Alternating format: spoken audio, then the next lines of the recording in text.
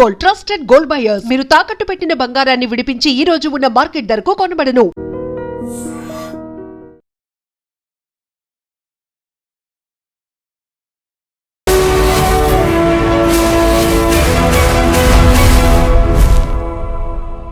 నమస్తే, welcome to I dream social spotlight with కవిత.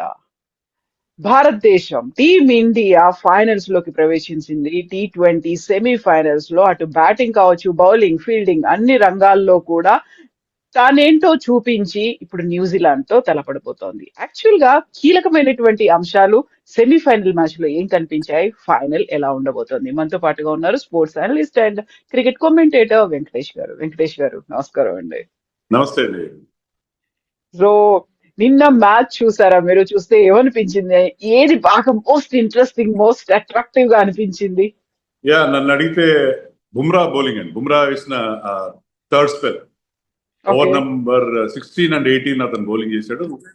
16 లో 8 runs మాత్రం ఇచ్చాడు అండ్ 18 లో 6 runs మాత్రం ఇచ్చాడు. దానివల్ల ఏంటంటే టార్గెట్ చాలా చాలా హై అయిపోయింది ఇంగ్లాండ్ కి. తర్వాత హార్దిక్ పాండ్యా కూడా దాన్ని మంచి ఫాలో అప్ అందించాడు. అతను వేసిన 19th ఓవర్లో ఫస్ట్ బాల్ కి 6 ఇచ్చిన తర్వాత ఓన్లీ 3 runs మాత్రం ఇచ్చాడు, ఒక వికెట్ తీశాడు.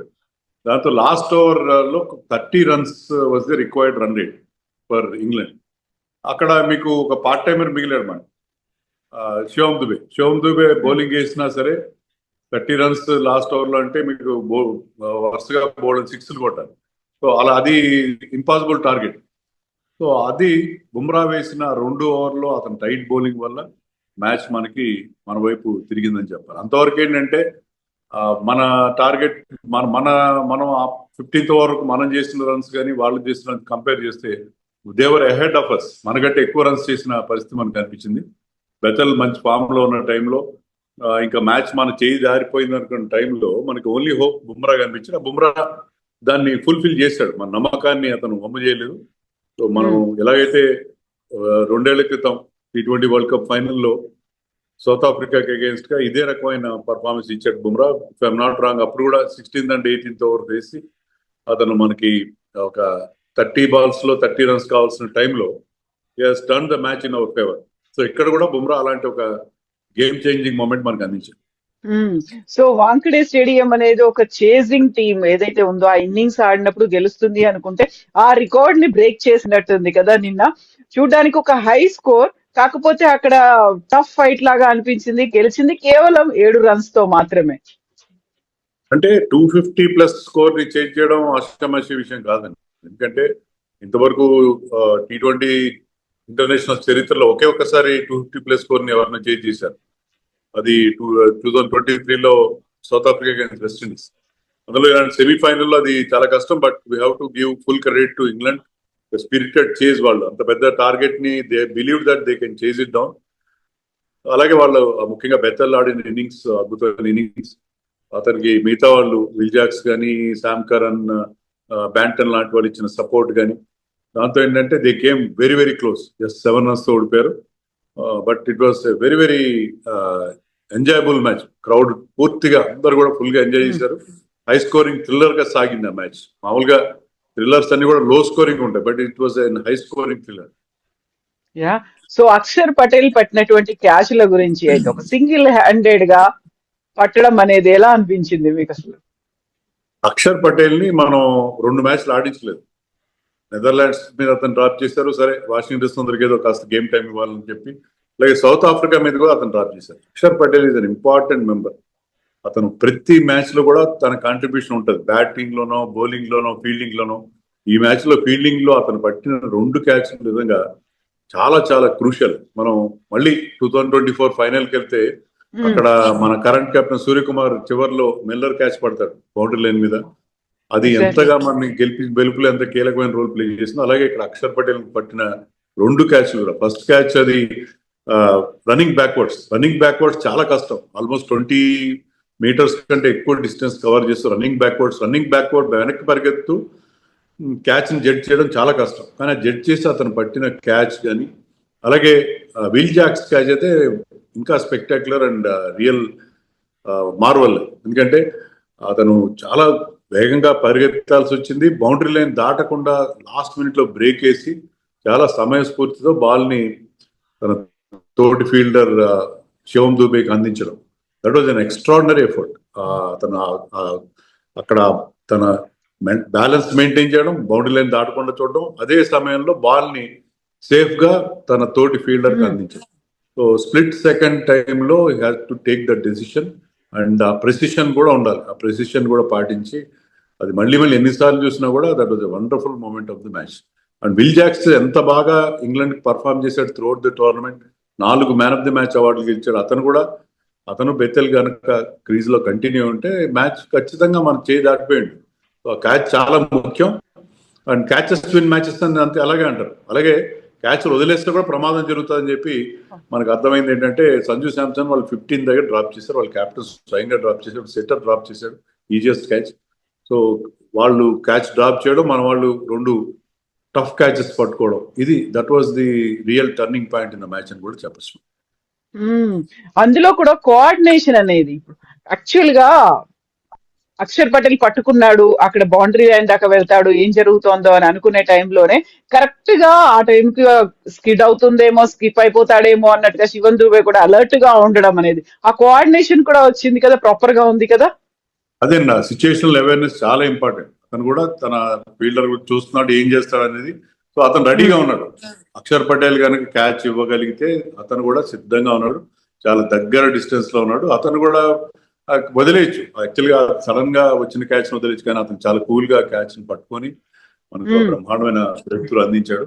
సో అది 14th ఓవర్. అక్కడి నుంచి మళ్ళీ ఖచ్చితంగా మ్యాచ్ మన వైపు తిరిగిందని చెప్పాలి. తర్వాత బుమ్రా వేసిన 2 ఓవర్లు మనకి కంప్లీట్ గా మన మ్యాచ్ మన వైపు తిప్పేస్తుంది.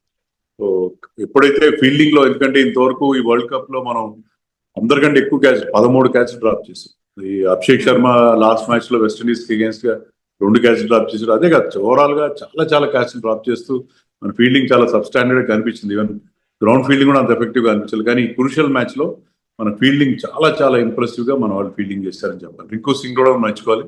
Is not part of the 11, but అతను సబ్స్టిట్యూట్ గా వచ్చి చాలా మంచి ఫీలింగ్ చేయడం మనం చూసాం. ఎగ్జాక్ట్లీ. సో ఇప్పుడు బ్యాటింగ్ కూడా సంజు శాంసన్ మళ్ళీ ఆడడం అనేది ఆల్మోస్ట్ 89 దాకా చేసిన తర్వాత అక్కడ అవుట్ అయిపోవడం, మళ్ళీ అది ఒక మ్యాచ్ కే పరిమితం అవుతుందేమో అనుకుంటే లేదు, హీఈస్ కంటిన్యూయింగ్ దట్ ఫార్మ్ అనేది కనిపించింది. సంజు శాంసన్ విమర్శకులు ఏమంటారంటే అతను ఒక టోర్నమెంట్ లో కానీ ఒక సిరీస్ లో కానీ ఒక మ్యాచ్ ఆడతాడని చెప్పి అంటారు. కానీ అలా కాదు. లాస్ట్ మ్యాచ్ లో వెస్టిండీస్ మీద ఒక డిఫైనింగ్ నాక్ ఆడాడు, 97 నాట్అవుట్. అదే ఇక్కడ కంటిన్యూ చేశాడు. సో ఆ క్యాచ్ డ్రాప్ మినహా ఈ did not put a single foot wrong. అతను చాలా కంట్రోల్డ్ అగ్రెషన్, ఎలాంటి రిస్క్ తీసుకోలేదు. మామూలుగా ఏంటంటే సంజు శాంసన్ బాగా స్టార్ట్ చేస్తాడు, తర్వాత ఒక ర్యాష్ షాట్ కొట్టి గాల్లోకి బాల్ ఆడి అవుట్ అయిపోతారు. కానీ ఈసారి అలా కాదు, చాలా రెస్పాన్సిబుల్ గా ఆడాడు. సో అరౌండ్ హిమ్ మన స్కోర్ అట్లా అంత పెద్ద స్కోర్ చేసామంటే సంజు చలవే అని చెప్పాలి. మిగతా వాళ్ళు కూడా స్మాల్ కాంట్రిబ్యూషన్స్ అందించారు. పీపుల్ లైక్ శివం దుబే కానీ, తర్వాత ఇషాన్ కిషన్, హార్దిక్ పాండ్యా, చివర్లో తిలక్ వర్మ, వీళ్ళందరూ కలిసి ఒక బ్రహ్మాండమైన స్కోర్ 253 బోర్డు మీద పెట్టగలిగారు. అలా కాకుండా మనం 230 220 చేసుకుంటే మ్యాచ్ ఖచ్చితంగా ఓడిపోయాడు. ఎందుకంటే అలాంటి పిచ్చర్. దాని మీద సంజు ఆడిన ఇన్నింగ్స్ వరుసగా 2 మ్యాచ్ల్లో అతను 2 కూడా నాకౌట్ మ్యాచ్ లాంటివే, రెండిట్లో అతను గెలిపించడం ఏంటంటే సంజు శాంసన్ రియల్ టాలెంట్ ఏంటి అనేది బయటపడింది. దానికి మనం మన కోచ్ ని కూడా మెచ్చుకోవాలి. ఎందుకంటే గౌతమ్ గంభీర్ అతను బ్యాక్ చేశాడు. అతనికి గౌతమ్ గంభీర్ ఇచ్చిన సపోర్ట్ ఎవరు ఇవ్వలేదు గతంలో. సో ఆ సపోర్ట్ ఇచ్చి అతని ఎబిలిటీని నమ్మి అతని క్రూషియల్ మ్యాచెస్ లో క్రూషియల్ రోడ్ ఇవ్వడం, దాంతో ఏంటంటే అతను ఆ నమ్మకాన్ని వమ్ము చేయకుండా 2 ఎక్స్ట్రాడినరీ ఇన్నింగ్స్ ఆడడం అనేది that was the real benefit that we got. So Gautam Gambhir నిర్ణయాలను మనం చాలాసార్లు విమర్శిస్తుంటాం, కానీ సంజు శాంసన్ కి అతను ఇచ్చిన బ్యాకింగ్, అంటే గౌతమ్ గంభీర్ వచ్చిన తర్వాత మళ్ళీ అతను స్క్రీన్లోకి రావడం, ఓపెనర్ గా అతను దించడం, మధ్యలో కొన్ని రోజులు గిల్ని తీసుకొచ్చి అతను కాస్త వెనక్కి నెట్టినా సరే మళ్ళీ లాస్ట్ మినిట్ లో డెసిషన్ మార్చుకుని అతన్ని టీంలోకి దించడం. సంజు శాంసన్ మళ్ళీ 11 లోకి ఎందుకు వచ్చాడంటే మన టీంలో టూ మెనీ లెఫ్ట్ హ్యాండర్స్ అయిపోవడంతో ఏంటంటే సౌత్ ఆఫ్రికాతో జరిగిన డిఫీట్ తర్వాత అతన్ని లెఫ్ట్ రైట్ కాంబినేషన్, ఆ left handers number of left handers ని బ్రేక్ చేయడం కోసం అతనికి అవకాశం ఇచ్చారు. వచ్చిన అవకాశాన్ని ఈసారి సంజు చాలా బాగా ఉపయోగించుకున్నాడు. సంజు శాంసన్ రైట్ టైంలో మనకి అంది రావడం అనేది అది చాలా మనకి కలిసి వచ్చిన అంశంగా చెప్పుకోవాలి. సో న్యూజిలాండ్ తో ఫైనల్ మ్యాచ్ అనేది ఎలా ఉంటుంది అనుకుంటున్నారు మీరు? అంటే ఇండియా ఇంత బాగా ఇన్ని సార్లు ఇబ్బంది పడి కూడా మళ్ళీ గెలవడం, చాలా టఫ్ మ్యాచెస్ ఫేస్ చేసి రావడం ఏంటంటే టీమ్ బాండింగ్ చాలా బాగుంటుంది, టీమ్ చాలా టఫ్ గా తయారై ఉంటుంది, అండ్ కాంబినేషన్ కూడా పర్ఫెక్ట్ గా వర్కౌట్ అయింది. కాబట్టి మనకి ఒక బంచ్ ఆఫ్ మ్యాచ్ విన్నర్స్ ఉన్నారు, ఒకరు కాకపోతే ఒకరు మన ఆదుకుంటూ ఉన్నారు. ఒకరు మేజర్ కాంట్రిబ్యూషన్ ఇస్తే మిగతా వాళ్ళు అతనికి సపోర్ట్ గా అందిస్తున్నారు. సో అలా మనం చాలా మంది హీరోస్ చూసాం, ఇషాన్ కిషన్ ఒకసారి, సూర్య ఒకసారి, శివం దుబే ఒకసారి, సంజు శాంసన్, ఇలా డిఫరెంట్ మ్యాచెస్ లో డిఫరెంట్ మ్యాచ్ విన్నర్స్ మనకి ఉన్నారు. కాబట్టి ఒక్కరి మీద మనం డిపెండ్ అవ్వట్లేదు. So India will definitely start as favourites. New Zealand on the other hand వాళ్ళకి ఏంటంటే వాళ్ళ ఇద్దరు ఓపెనర్స్ మీద ఎక్కువ డిపెండ్ అవుతుంది. ఇద్దరు ఓపెనర్స్ చాలా బాగా ఆడుతున్నారు, ఫినాలెన్ కానీ టిమ్ సైఫర్ట్ కానీ, ఇద్దరు కూడా చాలా డేంజరస్ ప్లేయర్స్ వాళ్ళు, match winning kind of players వాళ్ళు. ఇంకా వాళ్ళు డౌన్ ద లైన్ చూస్తే ఏంటంటే మిడిల్ ఆర్డర్ లో అంత మనకి రవీంద్ర కానీ, మిచెల్ కానీ, చాప్మెన్ కానీ బాగట్లేదు. ఓన్లీ గ్లెన్ ఫిలిప్స్ ఒక్కడే కాస్త మంచి కాంట్రిబ్యూషన్స్ అందిస్తున్నారు. So New Zealand totally dependent on their openers కానీ. సో మన టీం కనుక వాళ్ళ ఓపెనర్స్ ని తొందరగా అవుట్ చేయగలిగితే I think India can easily win the final అని నాకు అనిపిస్తుంది. సో మీకు ఆ ఛాన్సెస్ అనేది పర్సంటేజ్ ఎలా ఉంది? యా, మనకి డెఫినెట్ గా India will definitely start as favourites అండి. దాంట్లో నాకైతే చాలా నమ్మకం ఉంది. ఇండియా ఈ మ్యాచ్ లో ఫైనల్లో కూడా ఇప్పుడున్న అంటే మనకు ఆ మొమెంటం వచ్చింది, విన్నింగ్ మొమెంటం. ముఖ్యంగా వెస్టిండీస్ మీద మనం గెలిచినప్పుడు, జింబాబ్వే మీద గెలిచినప్పుడు, జింబాబ్వే మీద కూడా మనం 250+ అంటే లాస్ట్ 3 మ్యాచెస్ లో 2 మ్యాచ్ లో మనం ఫస్ట్ బ్యాటింగ్ చేసి 250+ చేసాం. సో అందుకని ఐ థింక్ ఇండియా 70-30గా నేను చెప్తాను, చాలా హైగా నేను చెప్తాను. ఎందుకంటే ఇప్పుడు ఇండియా ఉన్న పొజిషన్లో న్యూజిలాండ్ నో డౌట్ వాళ్ళు సౌత్ ఆఫ్రికాని చాలా చిత్తుగా ఓడించారు, కానీ ఇండియాకి అగేన్స్ట్ గా వాళ్ళు ఆ రకమైన పర్ఫార్మెన్స్ ఇవ్వగలరని నమ్మకం అయితే నాకు కలిగింది. సో మన దాంట్లో హై ప్రయారిటీ పెట్టుకున్నాం, హై హోప్స్ పెట్టుకున్నది అభిషేక్ శర్మ అండ్ వరుణ్ చక్రవర్తి. ఆ ఇద్దరి ఆట తీరు నిన్న కూడా ఎలా అనిపించింది మీకు? వెరీ వెరీ డిసప్పాయింటింగ్ అండి. ముఖ్యంగా అభిషేక్ శర్మ ఆడిన షాట్ కూడా, ఎందుకంటే అతను ఆ ఓవర్లో 2 4లు కొట్టాడు. అదే ఓవర్లో ఒక సీనియర్ ప్లేయర్ గా సంజు శాంసన్ అతనికి ఏం చెప్పాడంటే, నువ్వు కాస్త నెమ్మదించు, కాస్త స్లోగా ఆడు, తర్వాత చూసుకుందాం. Sanju Samson on the other hand చాలా అగ్రెసివ్ గా ఆడుతున్నాడు. సో అభిషేక్ శర్మ అంత రిస్క్ తీసుకుని, ఎందుకంటే ఇద్దరు ఫీల్డర్స్ మాత్రమే మీకు పవర్ ప్లే సిచ్యుయేషన్ లో అవుట్ సైడ్ ద రింగ్ ఉంటారు, కానీ దాంట్లో ఒక ఫీల్డర్ ఉన్నా సరే మిడ్ వికెట్ బౌండరీ మీద అతన్ని ఛాలెంజ్ చేస్తూ అతను ఆడిన షాట్, అందులో ఫామ్ లో లేనప్పుడు అతను ప్రాపర్ గా మిడిల్ చేయట్లేదు బాల్స్, అతను ఆడిన షాట్ చాలా పూర్ షాట్ అది.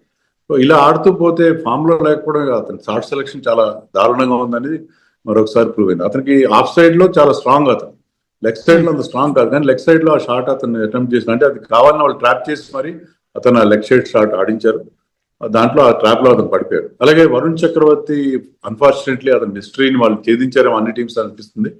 లాస్ట్ మ్యాచ్ లో ఓవర్ కి 15-16 రన్స్ చెప్పుని ఇచ్చాడు, అతను చాలా ఇన్ఎఫెక్టివ్ గా అనిపించాడు. సో వరుణ్ చక్రవర్తి ఫామ్ కూడా మనకి చాలా వరీగా కనిపిస్తుంది. సో వీళ్ళిద్దరు మీద ఎన్నో హోప్స్ పెట్టుకున్నాం మనం, వీళ్ళిద్దరు మనని ఈ వరల్డ్ కప్ లో మనని ముందుకు తీసుకెళ్తారు అనుకుంటే ఇద్దరు కూడా ఇప్పటివరకు చాలా డిసప్పాయింట్ చేశారని చెప్పాలి. ఒక్క వికెట్ ఒకటి తీశారు వరుణ్ చక్రవర్తి, ఇంకా అంతకు మించి లేదు. అండ్ డబుల్ డిజిట్ కూడా క్రాస్ అవ్వలేదు అభిషేక్ ది. Yeah definite Varun Chakravarthy wickets తీశారు, కానీ ముఖ్యంగా లాస్ట్ 2-3 మ్యాచెస్ లో అతను చాలా ఇన్ఎఫెక్టివ్ గా అనిపిస్తున్నాడు. Is going for too many runs గా మనకి మనకి కనిపిస్తుంది. ఎస్ అండి, thank you so much Venkatesh garu. మళ్ళీ మనం ఫైనల్ మ్యాచ్ తర్వాత మళ్ళీ మాట్లాడుకుందాం. థ్యాంక్ యూ అండి, థ్యాంక్ యూ సో మచ్.